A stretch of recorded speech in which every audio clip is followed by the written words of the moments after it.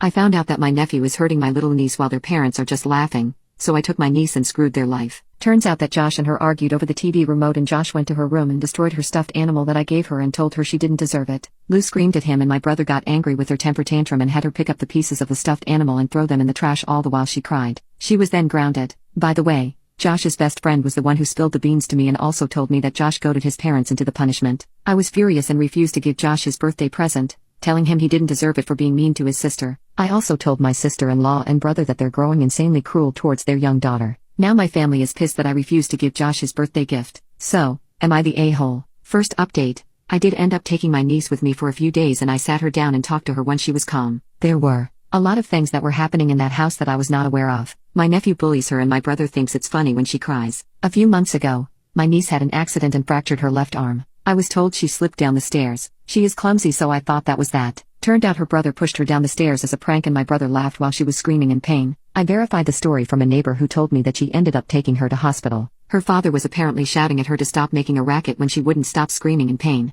I lost it at that. I asked her if her mom knew. She said yes. Now, my childhood was pretty dark but not like this. I called my parents and asked them about this incident and a couple others and at first they hee-hawed. We don't know, blah, blah. And then my mom admitted she knew and that it was just kids being kids. I just saw red at that point. This whole week I've been gathering any bit of evidence I can find. Finally, I invited over my brother and his wife. I told them that if they didn't get their poop together, I was posting everything on social media. I was going to email it to their companies, friends, whatnot. At first my brother was furious and when he tried to attack me, I pointed towards the camera I have in my living room. I was so angry that I felt like I was numb. I knew that this would destroy my relationship with my entire family, but they left a little girl screaming on the bottom of the stairs and my brother laughed. I can't get that image out of my head. I told them I could either call the social services in our country and get Lou taken from them, or they could give her to me. The problem with this threat is that if I went the social services route, I would lose Lou as well. I told them if they don't want a daughter, they can give her to me. They can pretend she never existed. I was just speaking very quickly at that point. I don't even remember what I said. I would take over her expenses,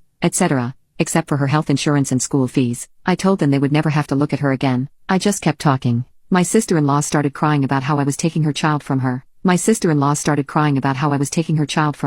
I admittedly got angry over that and reminded her she wanted to abort Lou when she was pregnant. I was legit angry and crying at that moment. I wanted to hit them. My brother was just silent. He was actually considering it. I told them it was better than having their dirty laundry aired in public because if it did, both kids would be removed from their house. It was blackmail but I had no options. They said they'd think about it but Lou is with me for now. My sister-in-law was pretty nasty about it too. In her words, keep the little SL. All in my language OFC. I don't know how she can refer to her daughter like this but honestly I don't give a poop. My friend is a lawyer and he's told me to get a voice message from them that Lou is going to stay with me. My sister-in-law said this over the voice note. Lou hasn't mentioned going home. She doesn't talk about her parents. Yesterday, she and I went out and brought this lavender color paint and we painted my entire guest room for her. I've decided to pick up more projects so that I can start saving for her. I did have some money set aside for a potential college fund for her, but I'll be picking up more work to save more and give her a comfortable life. I did get calls from my parents, shouting at me. I closed the phone on them. The only person who is supportive is my cousin. He said that if social services do get involved. I did get calls from my parents,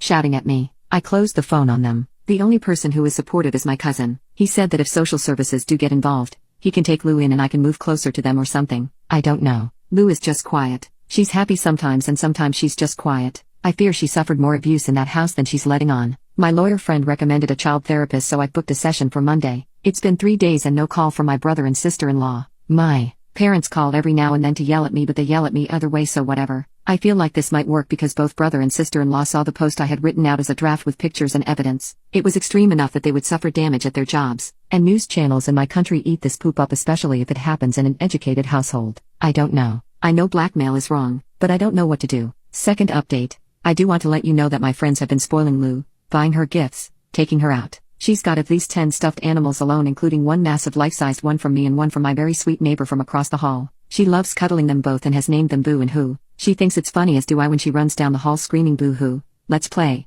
Also, my sister-in-law's parents sent me some money yesterday and her mother visited this morning. She didn't say anything but she just stayed for an hour. Asked Lou if she was happy and gave me some money. She said she would keep sending money. Lou's maternal grandfather didn't reach out but I suspect his wife might be fond of Lou. She's very sweet and non-confrontational. TBH, I've never talked to her before. She's very quiet, but she asked if she could visit again, and I said, only if I was home. She was okay with that. Lou's parents haven't reached out but Josh called this afternoon, wanting to talk to Lou. It sounded like he had been crying. I felt bad and I told him he can visit on the weekends as he always done. Like I said before, he is always well behaved here. Lou and he talked on the speakerphone for quite a while and he was telling her about the baby rabbits they have or something. I was just keeping an eye on Lou. Lou didn't seem upset when she closed the phone. She's at that age when you really want to get along with your sibling. I would really prefer it if I could build a better relationship between the two. And I did tell my parents off. I told them that if they want contact with their only granddaughter, they should be grateful she's in a safe environment. I also added that they should be happy that Josh now has his parents' full attention. My mom shut up at the first part, which makes me suspect that they were aware of other things happening in that house. Lastly,